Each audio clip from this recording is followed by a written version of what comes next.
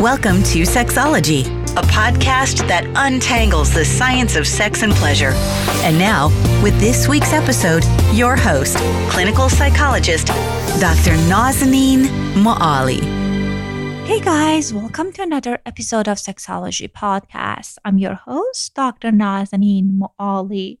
First, I wanted to start this episode with reminding you guys that we're currently doing a survey, and I'm very interested to see what are some of the topics that you guys as our listeners want to learn more about.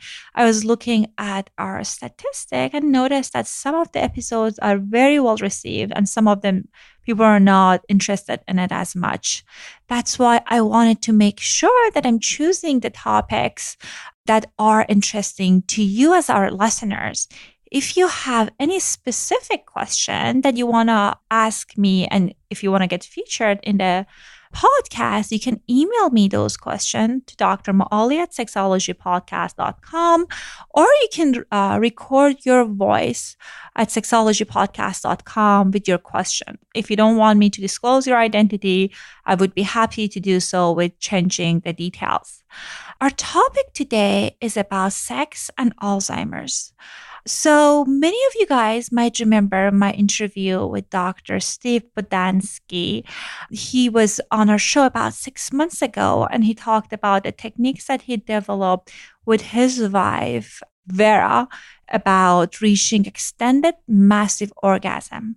So these are the kind of orgasms that last for hours. And he and his wife used to do lots of demonstrations and coaching to women to help them achieve this extended massive orgasm.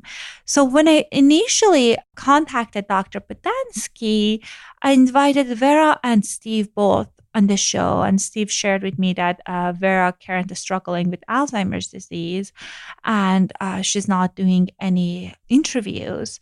And while we were doing the first interview, it was so heartwarming to see that how much love and care Steve had for Vera. And I was seeing her, she was sitting next to him, and you can also hear her in this episode. So Steve, it seemed like with her almost at all the times, and the amount of love and care he has for her is very inspirational and very different than what you see in couples, that when things get hard, they kind of give up at times on each other. And one of the things that Steve shared with me previously was that they continue to have this wonderful sex life, which this is not the topic that many people talk about. And I know some of you guys might have conflicting emotions about it. So if this is something that's kind of causing a reaction, you can certainly skip this episode, but I think Dr. Bodansky talked about lots of good information about how their sexual relationship changed, how Vera still continued to enjoy sex. So I think this is a very good episode. You might hear again Vera on the background, so there are going to be some noises and voices in the background. It's just because it seems like I care for Vera at all the time, and she's there, and she was there. As far as Dr. Bodansky biography, he was with his wife for more than, I think, 4 decades. So Dr. Steve Bodansky and Vera have been teachers of sensuality for the past 35 years.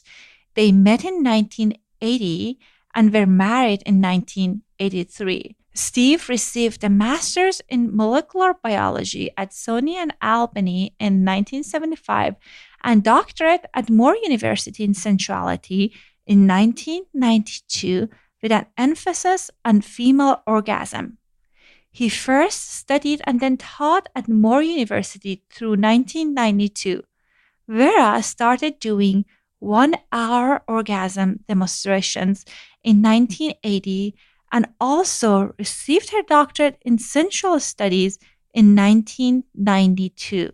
Steve became certified to do these demonstrations in 1987. They developed another orgasm school in 1992 after leaving Morehouse called the Welcome Senses, where they taught for 5 years and certified 5 new students into becoming teachers and demonstrators of orgasms. Without further ado, here's my interview with Dr. Steve Bodansky. Welcome to another episode of Sexology Podcast. I am very excited and honored to have Dr. Steve Bodansky back on our show today. Dr. Steve, welcome to our show. Thank you, Nazanin. I feel very welcome. Oh, thank you. It's great. And I know before we started recording, I was sharing with you that I know that you have a good new book, and I'm very excited to talk about it. And I know that this is a very interesting topic since part of it relates to your own personal history and relationship with your wife. Yes, that's what it's about. It's about both of us, really. It's about how we relate and what's changed and what hasn't changed and what emotions I went through and how she responds to me. And I think it's fantastic because I'm very passionate about this topic because we have family history of Alzheimer's. And I remember that when my grandmother was struggling with it and toward then how challenging it was. And I know it's hard for the caregivers as well. And I know you don't like that term. You said it in the book, but I think it's okay for other people, just not for me. So I was looking at the list of the publications you and Vera had, and you guys worked together as sex educators for years, and you had this kind of live demonstrations of orgasms, and you wrote extensively on extended massive orgasm. So this is something that it seems like you guys shared more than like 40 years, it sounds like it, together. And I would imagine getting this diagnosis changed few things as far as the intimacy, as far as how you relate to each other. So can you tell us a little bit about some of the changes that you noticed in these areas? Okay, well, it's kind of gradual. I mean, it wasn't like overnight. And, we realized Vera was losing her memory and she had some form of dementia. And I didn't want to take her to a neurologist. Actually, I talked to her doctor over 10 years ago, 10, 15 years ago. And I said, she doesn't remember things a lot. And she said, oh, that's just old age. So I said, okay. But I knew it was more than just old age. But then, it got gradually more and more she wouldn't remember things. So I finally took her to a neurologist, and it wasn't a surprise. So it wasn't like the diagnosis also hit you. It was kind of a gradual thing, and the neurologist is nice, but she wasn't very helpful. She gave us a couple pills, but she said they don't do very much, and they didn't. So we continued doing sessions with our students, and I would do pretty much all the talking, and Vera would chip in once in a while, but not too much. And then past 3 so years now, she doesn't really want to do the sessions anymore, so I do them by myself. And once in a while, I usually ask you, do you want to get done first, but you'll do a little demonstration. And usually she'll say, no, you go ahead. So we go to the bedroom. And once in a while, she really wants to participate, and she does she still really gets off really well. And she'll do a little demonstration for the student, and they all love her. That is so fantastic. So you still include her. And I know you guys, the sessions you're talking about, is it the orgasm demonstration that you guys have and have been teaching for years? Is that what you're referring to? Well, it's more, it's a private session. It's not a big class. It's a private session for like one student or one woman or a couple. We teach the woman how to get off better and how to have more pleasure and how to feel and how to extend her orgasm and make it more intense. And so Vera usually will just say, you go ahead and do it. She'll be there when I talk to the woman. When I go to the bedroom to use my hands on her, then Vera will leave us alone. But sometimes she'll want to join in. I always invite her to come in, and sometimes she'll just fall asleep on the couch here and not go in the room. And sometimes she'll come along and participate. And it's always nice to have her. But she's pretty cool about it. I have nothing. That is so great. Yeah, that you guys keep doing what you used to do. I know it was part of the teachings that you guys were doing and the classes that you were teaching. Just mention this. We used to do like a 1-hour orgasm demonstration. I think that's what you're talking about. Right. We have a video of that also for sale on our website. But Vera doesn't get off for an hour anymore, but she still gets off a couple of times a week, I'd say, on average, sometimes more, sometimes once a week, sometimes 3 times. And she gets off about 10, 15 minutes. And it's probably not, it wouldn't be like, the old days when she got off like gangbusters, but it's still really good, better than anybody else, practically. Definitely more than average that I hear from my younger clients, like Right. in their 20s. And I think that's fantastic that she still has this kind of vibrant sex life. It seems like certainly declined compared to where she was, but it seems like very much right now it's very present. Yeah, and like, as far as like seducing her, it was always pretty much, she didn't really say, okay, like, I want to get done now, because I was pretty much offering a lot. So she would have to reject me sometimes because it's too much what I wanted, not just to pleasure her. And so now it's pretty much the same way. Except now when like she forget, I can ask her and she'll say no, or maybe later, or not now. But if I ask her, she'll forget that I asked her before, so I can keep asking her, until she says yes. So it's kind of easier in some ways. That's a wonderful reframing. And I guess the other question I have, I know people are in different kind of stages with Alzheimer's. Does she remember you? Where is she in her diagnosis? Sometimes she remembers. She knows like I'm this guy who's really nice to her, and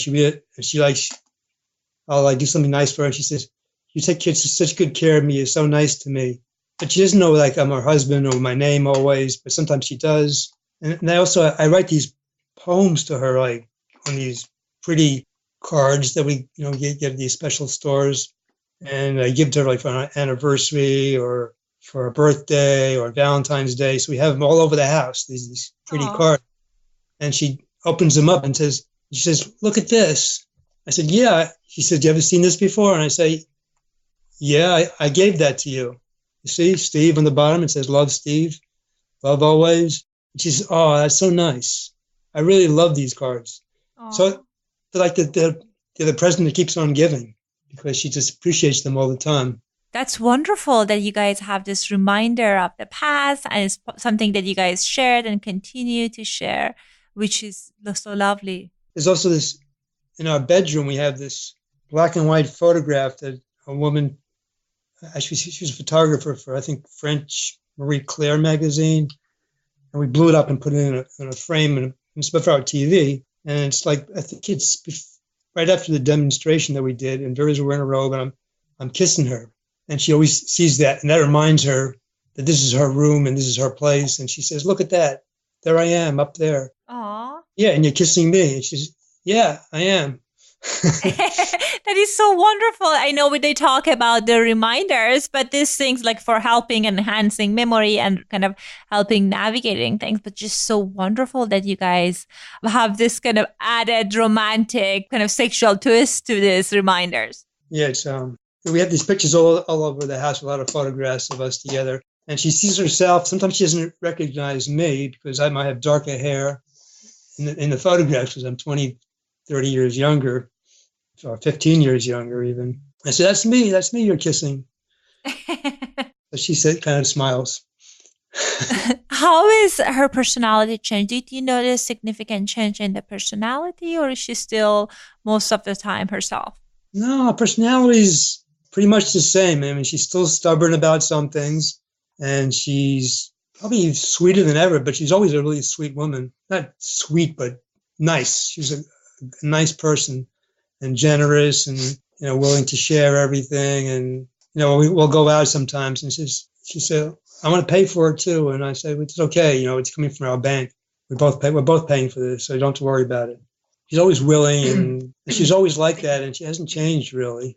That is so wonderful that you guys still can do lots of things together, and still she has that generosity that you mentioned that she used to have. I guess I can imagine, again, talking about it from my family history, there comes with tremendous amount of feeling of loss for the partner. So I guess, how are you coping with all these changes? Well, I think writing the book really helped me, because I kind of confronted, all my thoughts and fears, and exposed them and wrote about them. And once you do that, it kind of alleviates a lot of the scariness of it. Plus, I've been reading a lot of spiritual books like, what's his name? Eckhart Tolle books, The Power of Now. And you realize it's just your ego that's not in agreement with the way things are. And once you get into agreement, then things are really beautiful, just, without being the way you think they should be. Just by accepting things the way they are. And that really enables me to be a better care lover, without not being upset and not saying, why did this happen to me? Feeling, like a martyr, or, I'm really enjoying the growth that I've made through her. So it's kind of interesting that I've become a better person and probably more loving and more accepting, more present. That is so fantastic. Again, it's just standing truly by your partner throughout all the ups and downs and being truly present for her. It seems like you include her as much as she was included in the past, and activities and the things that you guys were sharing together as much as possible. I guess one question that I have, I bet while you were doing writing the book, maybe you did some research on that. Obviously, with Vera and you guys have such a unique bond, and you guys had this kind of history of teaching and having these demonstrations and all of that. But one of the things that often comes up is the issue of consent. And like when people have memory problems, what is your thoughts on that? Well, I don't force her to do anything. I usually offer, sometimes I'll offer, you want to have an orgasm, you want to get done. And sometimes she doesn't really understand what I'm talking about. And then I'll say, take your pants off, and either she will or she won't. Usually she will. She'll say, okay. And like yesterday, she took her pants off, but she didn't want to take her panties off. So I said, I can live with that. So I kind of got out of the bed, and she had her pants. I took my pants off, and she took her pants off, but not her panties. And I rubbed on her through her panties, and she got off really nicely. It was fun. She enjoyed it, and she didn't take her panties off the whole time. And then I did myself, and she kind of played with me also. And she gets off when I get off. So we both got off when I got off too. So that is so great. Again, I'm just at awe of how continuously you guys being in part of each other's life, and also having the sexuality as still part of your life that's very present. Because again, it's unfortunate. Sometimes I hear people stop having sex, even like much younger, in their 40s or late 40s. And it's just, I think it's such an important part of life, and pleasure. I think it's helpful for all ages and all stages. She'll be 83 in November. So she's really in pretty good sexual shape. I was thinking, like, a couple of weeks ago, we were lying in bed, and she took her pants. Usually she likes to sleep, either in pajama bottoms, or she keeps her pants on from the day and just goes to sleep like that. But this time she took her clothes off, and I put my hand on her thigh. We're lying in bed, turned the lights off, stopped watching, the TV's off. And I just put my hand kind of medium pressure on her thigh and just felt her legs. I love her legs. And she starts getting off like gangbusters. And I'm not rubbing or anything. She's just getting off. I'm not even touching her genitals, close to her genitals, or not on there. And she's like really getting off. So it lasted for probably 5 to 10 minutes like that. And then she had enough, and she went to sleep. And the next time we had a date, where I said, you want to have a date? And we got on bed, and she got undressed. And I put my hand on her thigh to see if I could duplicate that. Nope, nothing happened when I did that. It felt good, but she wasn't getting off. So I started playing with her genitals, and then she started getting off. So I had to work a little harder that time. And I think it's blessing that she has been, I know, again, you guys had this kind of model of extensive, massive orgasm and like having this like wonderful sex life earlier. So it definitely helps right now than still like helping her to continue and enjoy pleasure. And it seems like you really value her still enjoying and having sexual pleasure in her life. For sure. Yeah. And that's why I think it's really important for younger women to, not the only reason, but to really learn how to have pleasure at will and how to get off really well. I think it's really important for a lot of things, and it's definitely helping Vera get along with this, this, whatever you want to call it, this challenge. And what has it been like? What kind of a feedback have you been getting about for your book? Because I know it's recently been published. What are some of the feedback that you got from public? I'm not getting a ton of feedback. A lot of people say I'm going to get it, but I don't know how many people really have read it yet. But some people really, really liked it, and like Christiane Northrup, I don't know if you know who she is. She's written a number of books about women and menopause and women's bodies. Mm-hmm. So I gave her the book to read before I published it, and she loved it. She was inspired by it. She said, "I bow down to you. This is wonderful." So she really, really liked it. And again, it's just such a fantastic kind of writing. I know you're a writer, but also kind of the tale of continuously being part of someone's life and helping her to still experience pleasure and being truly showing up for your partner. Yeah. And I've been like, the book kind of ends around 2017, even though I updated it somewhat, but I continued to journal about our relationship, which is the last part of the book anyhow. So I keep that on my website. So I've been putting blogs kind of every week. I still haven't caught up to the present date, but I'm somewhere a little less than a year ago now on the website. So you can follow. And a lot of people come see Vera and they say she's doing better than she was a couple of years ago, which is unusual. I think that is so great. And the amount of love and care and the wonderful relationship that you guys are having, I would imagine if that would contribute to her doing better. Well, I don't know, because we've always had that. I don't know. Could be a couple of different reasons. I've been given I read another book called The End of Alzheimer's by Dr. Bredesen, and they added a couple of the supplements that he recommended. Our diet has been pretty pro health, I would say, for a number of years, but I think it got even better after I had an illness where I had a lung abscess, and then I got some reflux, so we kind of had a more GERD-friendly diet. I think that's helped Vera too. No, and I think you're right. You've been having this like loving relationship for about like 40 years, but I think many people, it's so challenging to care for someone that's struggling with Alzheimer's, and again, I see it in my clients that they kind of it's hard, they're tired, they cannot truly show up for the partner, but it seems like you're doing the best. And I think that's a lot. Well, luckily, I don't have to go to work. I have time. So it's what I do. So I do some writing and I do some reading, but like Vera just like, we take walks like 2 or 3 times a day. We stay active and we do everything together pretty much. Sometimes she'll sleep in the morning and I get to do like a couple hours of writing or take a little walk by myself. Most of the rest of the day when she's up, I'm with her and she's with me, and we're in the same room, and we do a lot of hand holding, like we'll hold each other's hand in bed, or when we walk, I hold her hand and we kiss a lot. So like we walk around town and we have these different places around town where like there's a couple of fountains or a bridge, and like we have to kiss in those places. It's like part of our routine. That is so awesome. We hit the fountain. We have to kiss now.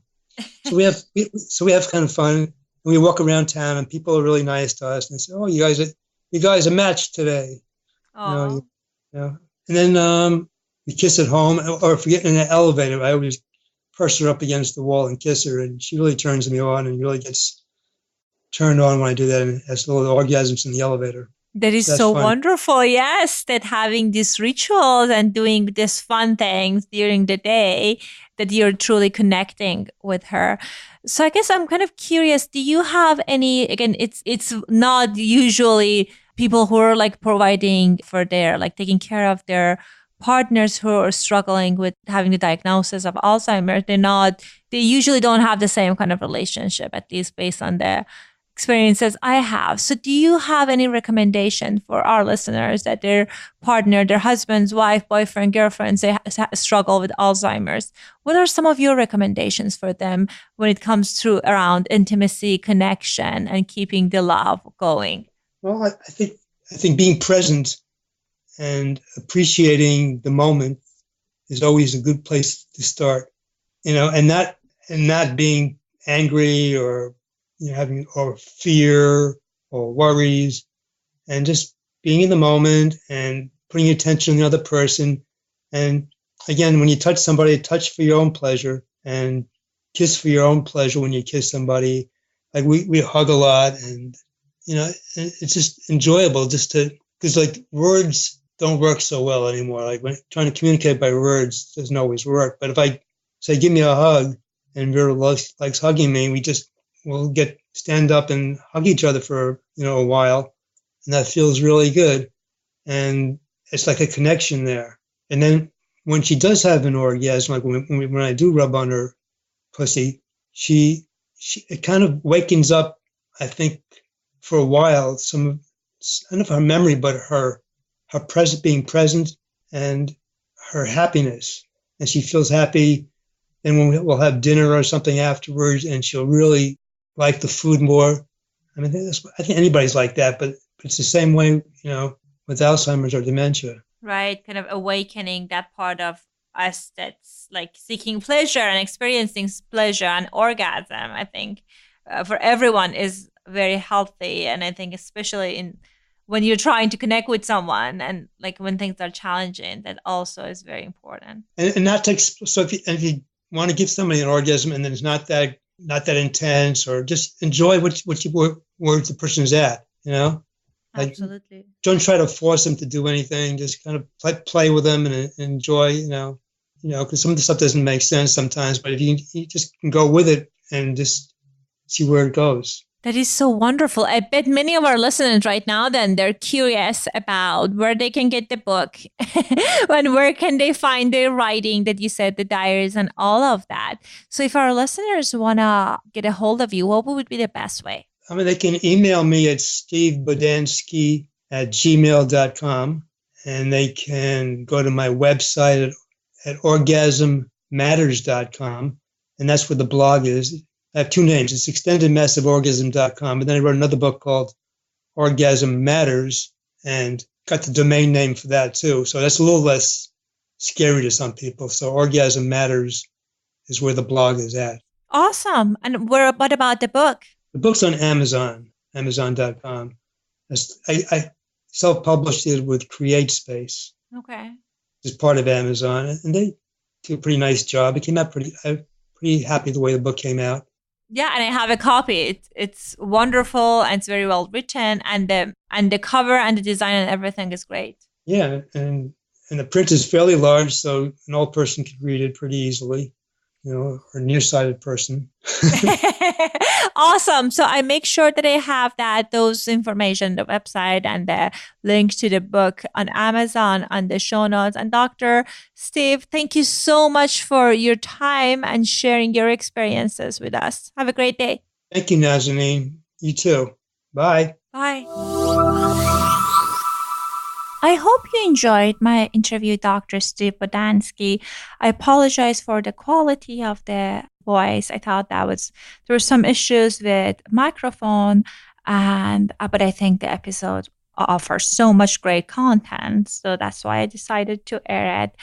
It was so powerful to hear from Dr. Bodansky about how much care and love he has for Vera.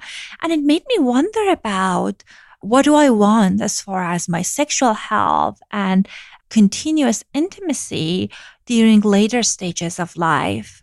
My grandmother struggled with Alzheimer's and she passed away. And I know last year of her life, it was just so painful for her, for my family. And I think it's fantastic that Steve continues to support Vera to experience pleasure at later stages of life. I would love to hear your thoughts about this conversation we had. You can contact me and let me know about your thoughts. I would love to hear your reaction to this episode. You can email me at drmoali@sexologypodcast.com, or you can use social media. My handle is at Oasis to Care in all different social media, and drop me a line. Let me know what you think. I'll talk to you guys next week. Thanks for listening to the Sexology Podcast. For more great content, visit www.sexologypodcast.com. Please be advised that information presented on this podcast is not a substitute for seeking help from a licensed mental health provider.